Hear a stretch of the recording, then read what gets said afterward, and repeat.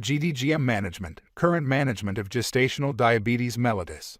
Management of gestational diabetes mellitus should consider both the maternal, fetal, and neonatal effects of the disease, line of treatment, and physiological changes during pregnancy. Women with GDM are classified into two categories according to their fasting blood glucose levels.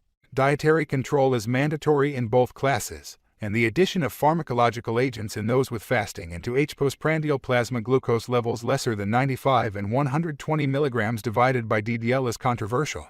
Individualization of the diet in GDM, according to women weight and height, is recommended by the American Diabetes Association, and restriction of carbohydrate to a level that maintains normal glucose level is mandatory with individualization of the caloric intake according to women BMI and weight gain during pregnancy. The main aim of treatment of gestational diabetes is to prevent fetal, maternal, and neonatal complications. A randomized controlled trial which involved 1,000 women with GDM showed that treatment of GDM is associated with the reduction of all neonatal complications, namely birth injuries, shoulder dystocia, and perinatal morbidity and mortality. Treatment also reduced the rate of development of preeclampsia from 18 to 12%, and the rate of large for gestational age from 20 to 13%. Even in women with mild GDM, treatment reduced the rate of LGA, the mass of neonatal fat, shoulder dystocia, cesarean section, and hypertensive disorders associating pregnancy. Improving the pregnancy outcome in women with GDM can be achieved through maintenance of fasting blood sugar levels lesser than 95 mg divided by DDL5. 3 mmol L1H postprandial blood sugar lesser than 140 mg divided by DDL7. 8 mmol L and 2H postprandial blood sugar lesser than 120 mg divided by DDL is recommended by both the American College of Obstetricians and Gynecologists and American Diabetes Association. The treatment of GDM starts with dietary modifications along with particular nutritional approaches combined with exercise. If this combination failed to maintain the needed glucose levels, pharmacological treatment starts. Regardless of the lines used for treatment, proper monitoring of maternal health, fetal condition, and blood sugar levels. 1. Dietary modifications. Dietary counseling should be individualized according to women weight and height through a registered dietitian.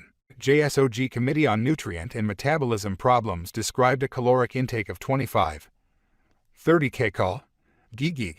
The Ministry of Health and Welfare recommended a caloric intake of 25, 30 kcal. GGG. The ideal diet components are not yet determined. However, excessive weight gain with postprandial hyperglycemia is commonly associated with diet that included 50–60% of carbohydrate. ACOG recommended the limitation of carbohydrate to 33–40% of the required calories and the remaining 60% to be gained from proteins and fats. The complex form of carbohydrates is preferable over simple ones as they are absorbed slower without producing significant hyperglycemia. Complex carbohydrates also decrease insulin resistance.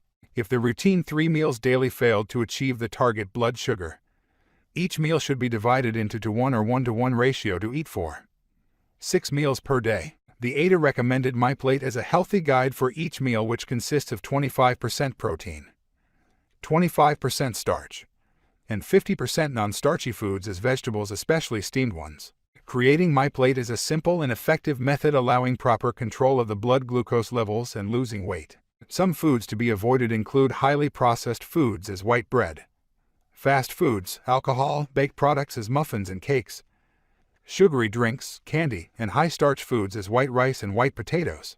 Want to know how diabetes, exercise, and nutrition come together? Let me share with you all I know. Click the link in the description for a free, just-released report about this. Take action now by clicking the link below.